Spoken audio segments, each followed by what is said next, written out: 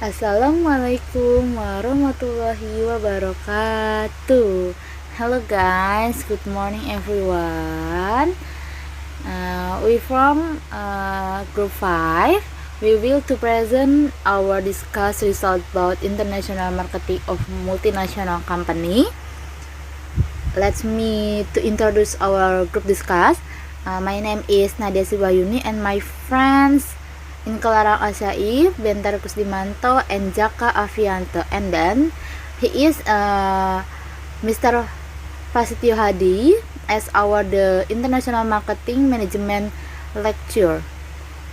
Okay, so let's continue on the first theory about what is international marketing, which will be explained by me. Pengertian pemasaran internasional. Sebelum kita mengetahui pengertian dari pemasaran internasional, kita harus mengetahui dulu apa sih pengertian dari pemasaran. Pemasaran adalah suatu proses perencanaan dan mengeksekusi konsepsi, harga, promosi, dan distribusi ide, barang, dan layanan untuk membuat pertukaran yang memenuhi tujuan individu atau sebuah organisasi. Nah, dari situ baru kita bisa mengetahui apa pengertian dari pemasaran internasional. Pemasaran internasional adalah pemasaran yang kegiatan operasinya melewati batas-batas lebih dari satu atau dua negara.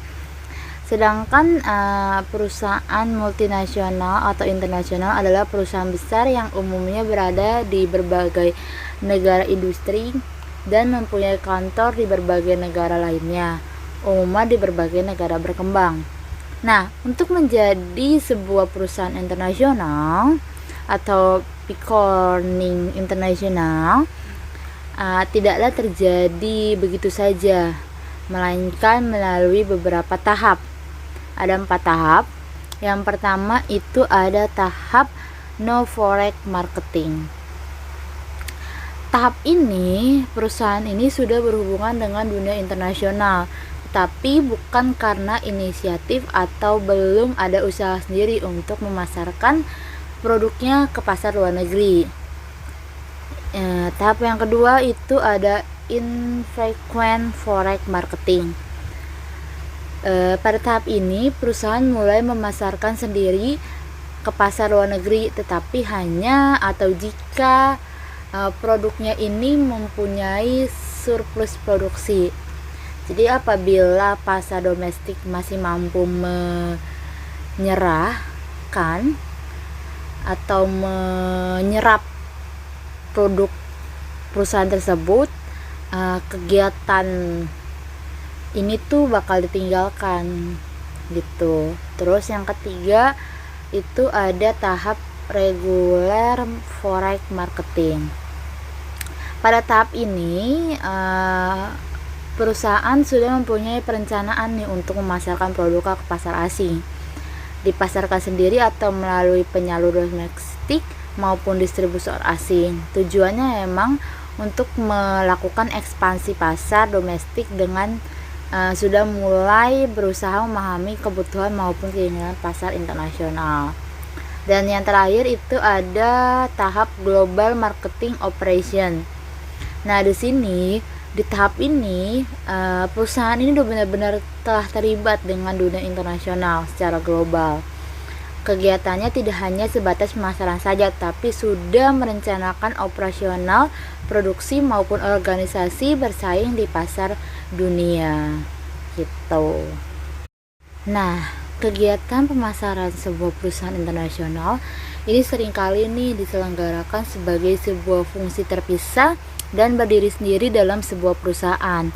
Namun saat ini pemasaran internasional berfungsi sebagai mempengaruhi dan dipengaruhi oleh hampir semua aktivitas organisasi lainnya. Tantangan utama bagi seorang manajer pemasaran perusahaan adalah untuk mengadopsi strategi pemasaran internasional yang mendukung keseluruhan strategi bisnis perusahaan. Strategi bisnis dapat mengambil salah satu dari 3 bentuk, yaitu diferensiasi, biaya kepemimpinan, dan fokus.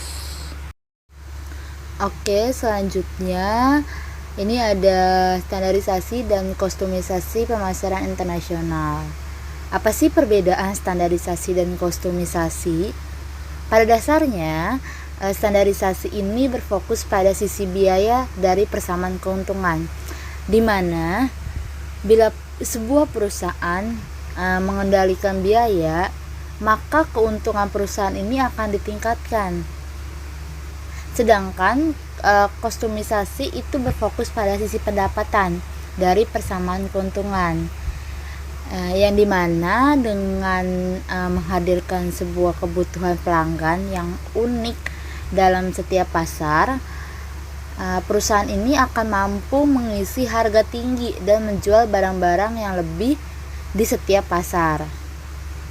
Untuk tingkat standarisasi atau kostumisasi dalam mengadopsi bagi sebuah perusahaan tergantung pada banyak faktor, termasuk jenis produk, perbedaan budaya antar negara asal dan negara tuan rumah, serta warga negara, bahkan sistem hukumnya. Materi selanjutnya adalah kebijakan dalam pemasaran internasional. Di sini ada 4 kebijakan dalam pemasaran internasional. Yang pertama, kebijakan produk dalam pemasaran internasional. Keputusan utama kebijakan produk yang dihadapi pemasar internasional adalah sejauh mana produk perusahaannya harus standar di pasar atau disesuaikan dalam pasar individu. Salah satunya adalah sifat produk, target pelanggan, pengguna industri, atau konsumen individu. Hukum dan peraturan negara tuan rumah juga dapat mempengaruhi kebijakan produk yang diadopsi oleh perusahaan internasional. Yang kedua, ada kebijakan harga dalam pemasaran internasional. Kebijakan harga secara langsung mempengaruhi ukuran pendapatan yang diterima oleh perusahaan. Kebijakan ini juga berfungsi sebagai senjata strategis penting dengan memungkinkan perusahaan untuk membentuk lingkungan kompetitif di mana itu melakukan bisnis. Yang ketiga, ada kebijakan promosi dalam pemasaran internasional. Untuk perusahaan internasional menjual produk dan layanan konsumen, iklan atau advertising adalah unsur yang paling penting dalam campuran promosi. Sebagai sebuah perusahaan yang mengembangkan strategi periklanan, harus memperhatikan 3 faktor. Yang pertama, ada pesan yang ingin disampaikan. Yang kedua, media yang tersedia untuk menyampaikan pesan. Dan yang ketiga, sejauh mana perusahaan ingin mengglobalisasikan iklan. Pada saat yang sama, perusahaan harus mengacu kepada budaya yang relevan, bahasa, dan kendala hukum ditemukan di berbagai pasar nasional.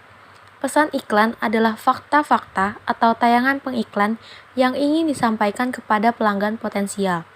Pilihan pesan adalah refleksi penting dari cara perusahaan melihat produk dan jasa, dan dengan cara itu diinginkannya untuk dilihat oleh pelanggan. Produk negara asal sering berfungsi sebagai bagian penting dari pesan iklan. Media adalah saluran komunikasi yang digunakan oleh pengiklan untuk menyampaikan pesan.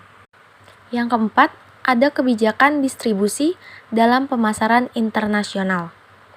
Manajer distribusi perusahaan internasional harus mengatasi masalah yang paling jelas adalah pemilihan moda transportasi untuk pengiriman barang perusahaan dari titik asal mereka ke tujuan mereka. Pilihan ini memerlukan trade-off yang jelas antara waktu dan uang. Moda transportasi yang cepat, seperti angkutan udara, lebih mahal daripada moda yang lebih lambat. Moda transportasi yang dipilih mempengaruhi biaya persediaan perusahaan dan tingkat layanan pelanggan, serta kerusakan produk dan persyaratan kemasan. Selanjutnya, pemasaran pada perusahaan multinasional. Pemasaran pada perusahaan multinasional dalam memasarkan produknya harus dapat fokus pada pemanfaatan pengalaman dan produk perusahaan serta menyadari perbedaan dan keunikan lingkungan di negara tempatnya berbisnis. Ada berbagai macam faktor pendorong dan penghambat pemasaran pada perusahaan multinasional will be explained by Bentar Kusdimanto. Baik, saya akan menjelaskan pemasaran pada perusahaan multinasional. Pemasaran pada perusahaan multinasional dalam memasarkan produknya harus dapat fokus pada pemanfaatan pengalaman dan produk perusahaan, serta menyadari perbedaan dan keunikan lingkungan di negara tempat berbisnis. Ada berbagai macam faktor pendorong dan penghambat pemasaran bagi perusahaan multinasional. Nah, di sini saya akan menjelaskan bagaimana faktor pendorong dan juga faktor penghambat. Pertama adalah faktor pendorong. Faktor pendorong yang pertama adalah kebutuhan pasar. Kebutuhan pasar global semakin berkembangnya zaman tidak akan habis. Kebutuhan akan selalu berkembang seiring perkembangan peradaban manusia. Lalu yang kedua adalah teknologi. Teknologi adalah suatu faktor pendorong pemasaran global yang memiliki sifat universal dan tidak ada batasan untuk tiap negara ataupun tiap budaya. Ketika suatu teknologi sudah dikembangkan dan mampu menghasilkan suatu produk, maka produk tersebut nantinya akan tersedia di seluruh negara. Contoh sederhananya ialah teknologi mampu meningkatkan pemasaran global, yaitu jaringan internet. Ketiga, biaya pengembangan produk. Biaya pengembangan produk adalah suatu kontraksi penting untuk bisa memasuki pasar global, yang nantinya akan sangat membutuhkan sejumlah dana atau investasi. Dana yang diperlukan itu nantinya bisa sangat besar dengan kurun waktu pengembangan yang cukup lama. Lalu yang keempat adalah kualitas. Salah satu bentuk persaingan yang ketat dalam dunia bisnis adalah kualitas produk. Untuk itu, setiap pengusaha akan dituntut untuk selalu mampu meningkatkan kualitas produknya agar tidak tertinggal dalam dunia bisnis. Setiap pengusaha tersebut harus segera memperbaiki produknya agar tidak mampu disaingi ataupun ditiru oleh pengusaha lainnya. Kelima, komunikasi dan transportasi. Hadirnya perbaikan dalam hal komunikasi serta transportasi akan mampu memudahkan setiap pengusaha untuk mengatur seluruh urusan pengiriman produk antar negara. Adanya perbaikan transportasi juga mampu mempermudah masyarakat untuk bisa berpergian ke negara lain. Lalu yang keenam, perkembangan ekonomi dunia. Perkembangan ekonomi dunia adalah salah satu faktor yang sangat mempengaruhi pemasaran global. Alasannya kenapa? Karena perkembangan ekonomi dunia mampu melahirkan peluang usaha yang mampu mendukung sebuah perusahaan untuk bisa berkembang secara global dan juga mampu mengurangi perusahaan asing yang masuk atau ikut campur ke dalam perekonomian lokal. Nah, setelah ini saya akan menjelaskan faktor penghambat di pemasaran internasional. Faktor penghambat yang pertama adalah perbedaan pasar. Dalam setiap kategori produk, masih banyak terdapat perbedaan antara batas negara dan budaya yang merupakan adaptasi dari beberapa unsur bauran pemasaran. Hal ini cukup sulit untuk diimplementasikan oleh pemasaran tersebut. Kedua adalah sejarah. Sejarah merek dagang mungkin memerlukan strategi pemasaran yang spesifik dan berbeda pula, dan di setiap negara tidak dapat menentukan posisinya secara tepat. Ketiga, manajemen sumber daya. Dalam banyak hal, produk dan kategori adalah kandidat untuk globalisasi, tetapi hal ini terpenting ialah bagaimana manajemen mengatur sumber daya tersebut. Keempat, budaya organisasi. Perusahaan global yang sukses adalah pemasar yang telah belajar bagaimana menggabungkan visi dan perspektif global dengan inisiatif dan memasukkan pasar lokal ini tentunya. Ini sulit untuk dilakukan oleh perusahaan, sehingga hal ini menjadi salah satu faktor penghambat.